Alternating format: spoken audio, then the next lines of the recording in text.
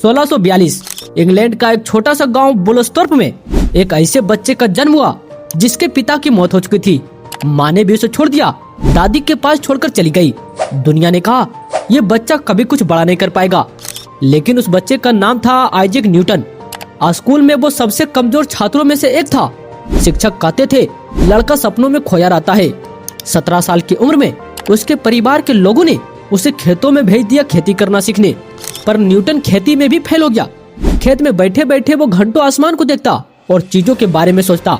उनके परिवार वालों ने हार मान ली और वापस पढ़ाई के लिए भेज दिया। कैम्ब्रिज पहुंचा न्यूटन। वहाँ भी शुरुआत मुश्किल थी, लेकिन 1665 आया। प्लेग महामारी पूरी लंदन को तबाह कर रही थी। यूनिवर्सिटी बंद हो रही थी और सब घर लौट गए। न्यूटन भी अपने गांव लौट आए। दुनिया रुकी हुई थी, लेकिन न्यूटन के दिमाग रुकना नहीं सीखा था। एक दिन एक सेब पेड़ से गिरा, साधारण सा सेब, लेकिन न्यूटन के लिए वो सवाल बन गया, क्यों गिरता है सेब नीचे, ऊपर क्यों नहीं? उसी पल में जन्म हुआ गुरुत्वाकर्षण के नियमों का। वही 18 महीने न्यूटन के जीवन के सबसे शानदार महीने बने। उन्होंने कैलकुलस की खोज की, प्रकाश के रहस्यों को समझे और गति के 3 नियम दिए जो आज भी पूरी दुनिया चलाते हैं। 1666 से 1667 वो अकेले में बैठकर सोचते रहे। कोई मदद नहीं, कोई लैब नहीं, कोई टीचर नहीं, बस जुनून था और अटूट मेहनत। 1687 में आई उनकी किताब फिलोसफी नेचुरलिस प्रिंसिपिया मैथमेटिका। ये किताब विज्ञान की दुनिया बदल गई।